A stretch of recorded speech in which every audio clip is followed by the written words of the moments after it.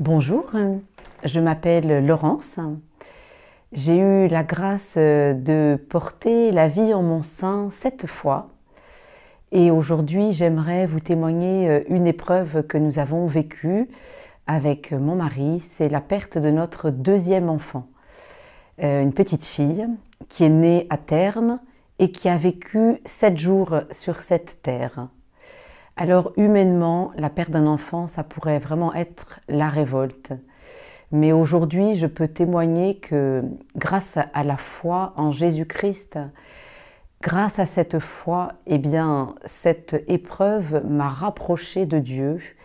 Et on pourrait même dire que cette épreuve s'est transformée en une grâce vraiment particulière. Alors notre petite fille est née, elle avait une malformation et elle était atteinte d'une trisomie 18 qui n'avait pas été dépistée du tout pendant la grossesse. Mais le Seigneur, dans sa tendresse et dans sa délicatesse, nous avait avec mon mari, l'un et l'autre, plus ou moins préparés à quelque chose de très particulier à travers cette grossesse.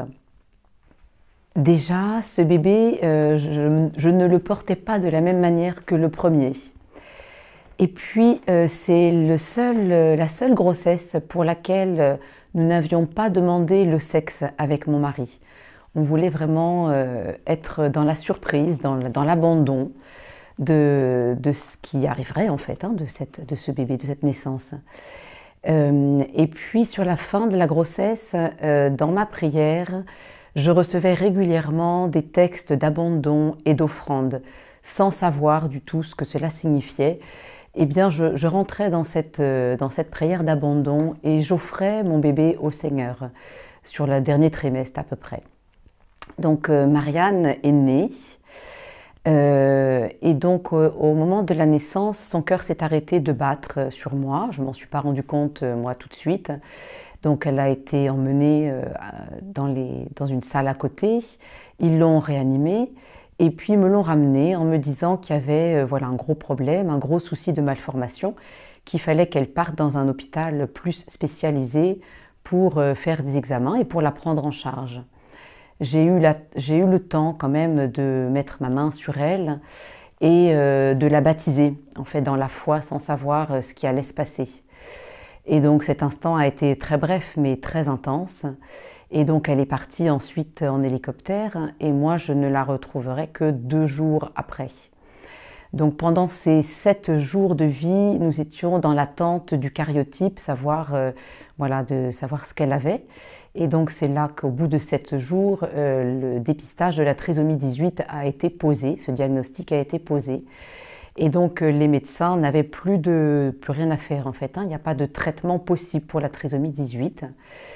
Et donc nous devions faire le choix de débrancher les soins qui avaient maintenu sa vie jusque-là. Et donc nous avons fait ce choix. Bien sûr, avec mon mari, nous avons demandé à l'avoir avec nous dans les bras pour l'accompagner jusqu'à son dernier souffle. Et par grâce, elle avait pu recevoir des mains d'un prêtre l'onction du baptême. Et ce jour-là, il y avait eu une grâce vraiment extraordinaire. En fait, elle était déjà assez endormie par des médicaments et elle n'ouvrait pas les yeux, bougeait très très peu. Et au moment où le prêtre a fait le signe de l'onction du baptême sur son front, elle a ouvert les yeux grands ouverts au ciel et elle les a refermés. Ça m'a donné, pour moi, dans mon cœur de maman, une vraie présence de cette vie qui était là encore sur cette terre, mais qui a déjà dans mon cœur ouvert quelque chose de la dimension de la vie éternelle, en fait. Ce regard vers le ciel qui, en fait, ne fait qu'un avec la terre.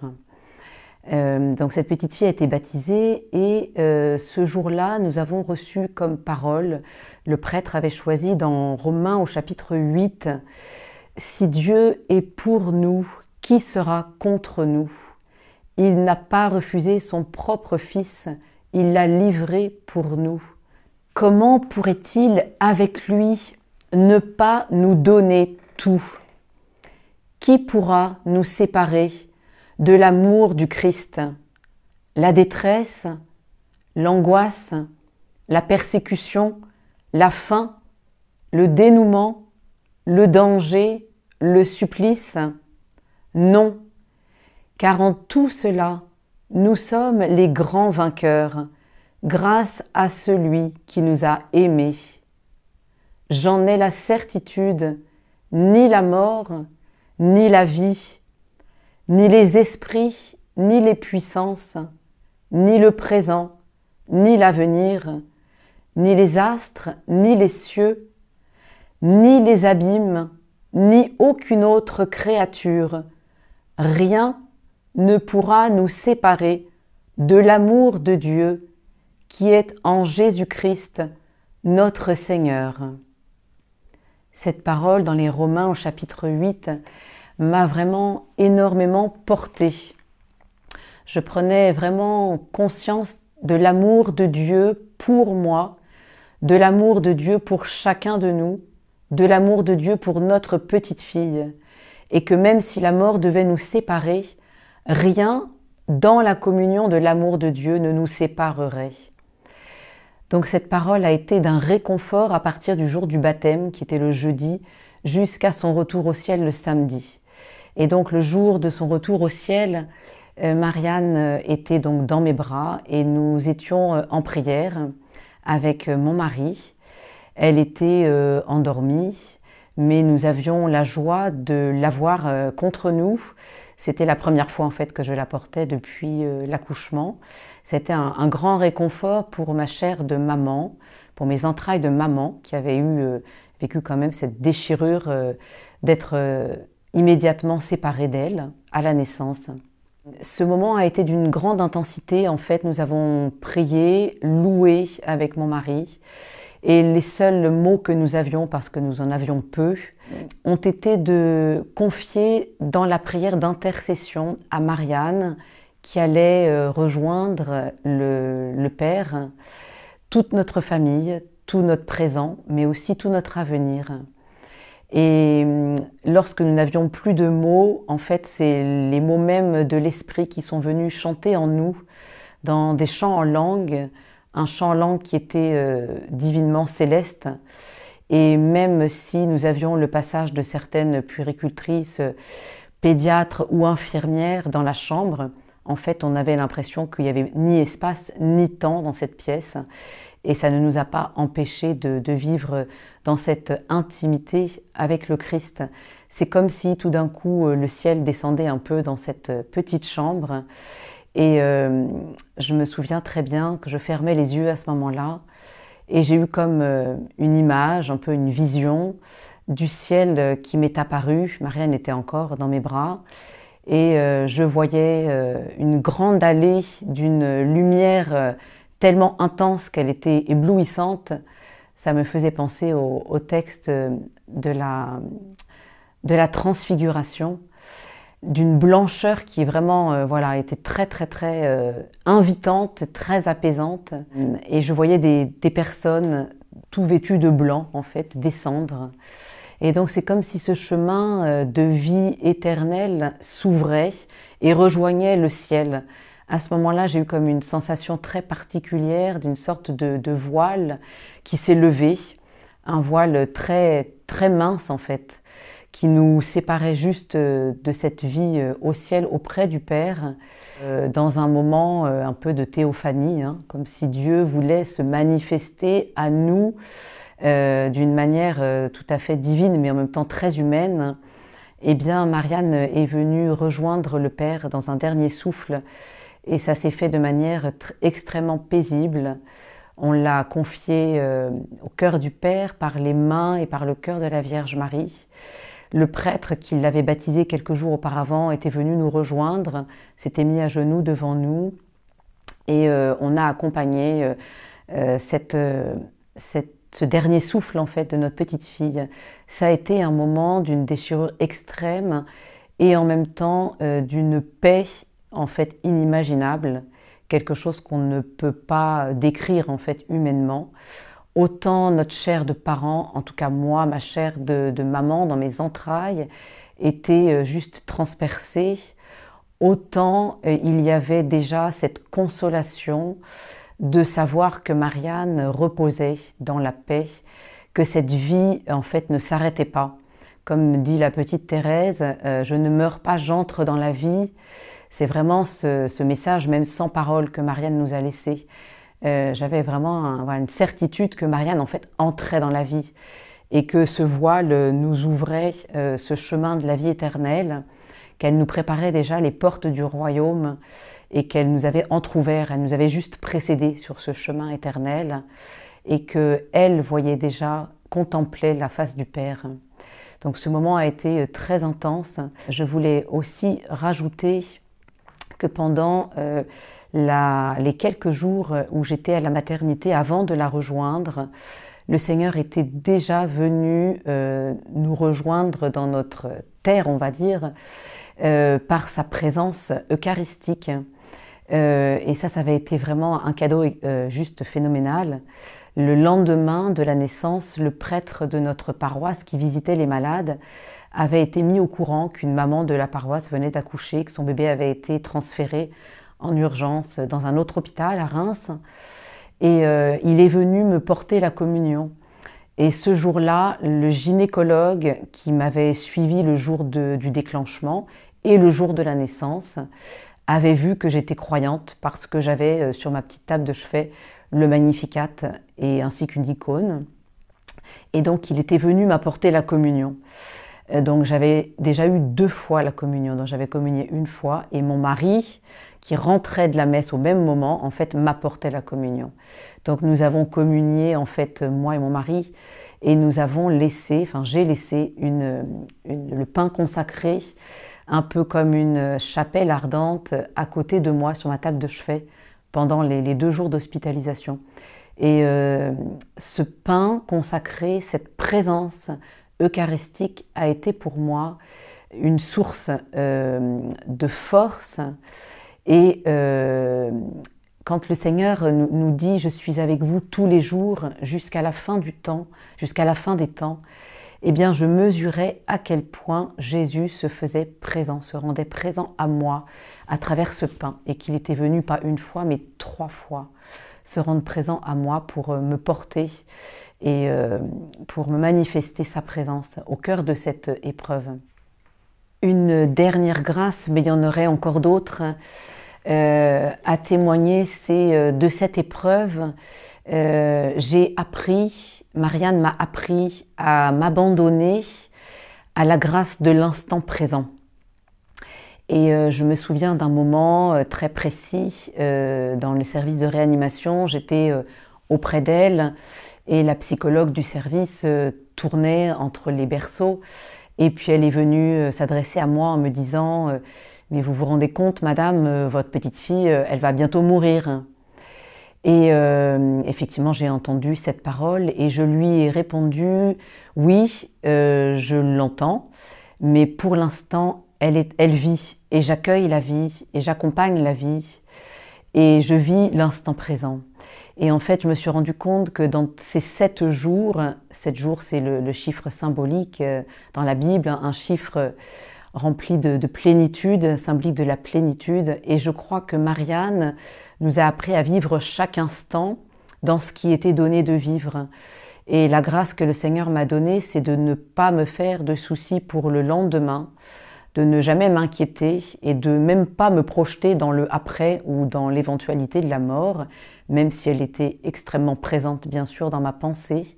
Une parole qui m'a beaucoup aidée à m'ancrer dans cette présence, dans cet instant du temps présent, c'était dans les Corinthiens « Seule ma grâce te suffit, c'est ma puissance qui se déploie dans ta faiblesse.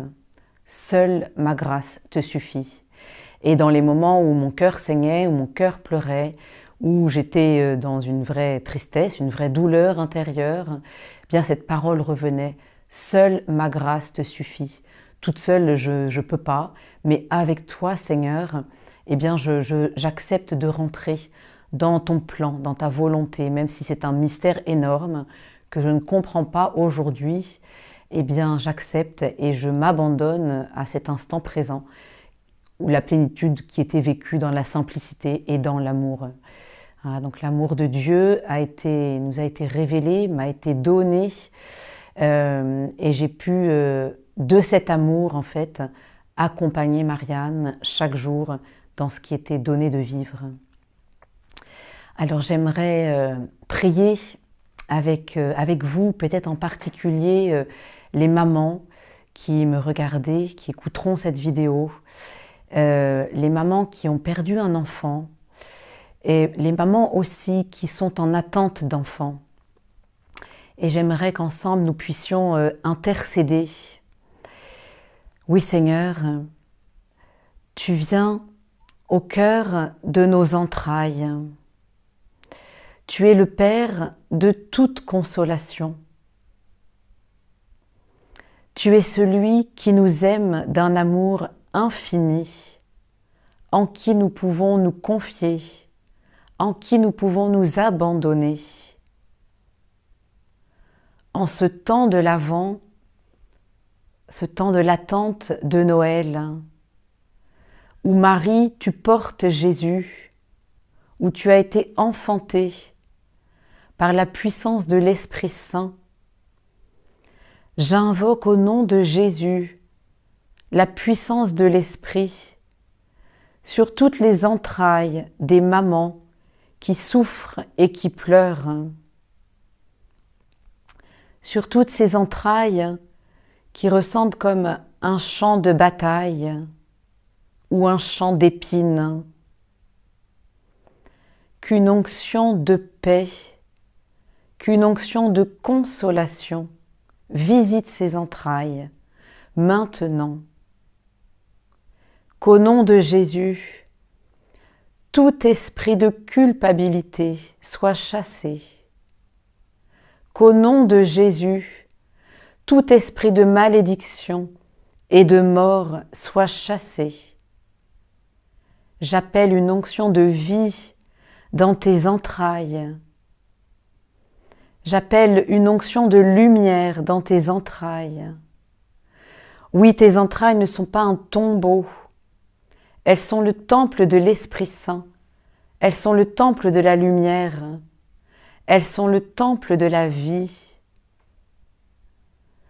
Seigneur, toi tu as dit que tu allais faire jaillir la vie au cœur de tout ce qui était sec, aride et mort.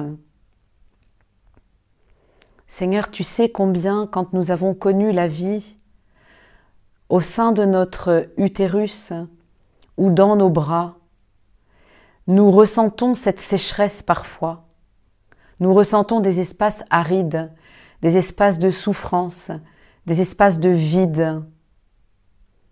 Eh bien, j'appelle cette onction de vitalité, cette source d'eau vive, cette source de vie dans tes entrailles, à toi qui souffres, à toi qui as souffert, à toi qui as dû poser des choix contre ta volonté, pour toutes ces petites âmes, ces petites vies qui ont été avortées, pour toutes ces âmes qui t'ont rejoint, Seigneur, dans un temps que nous estimons beaucoup trop court à nos yeux humains.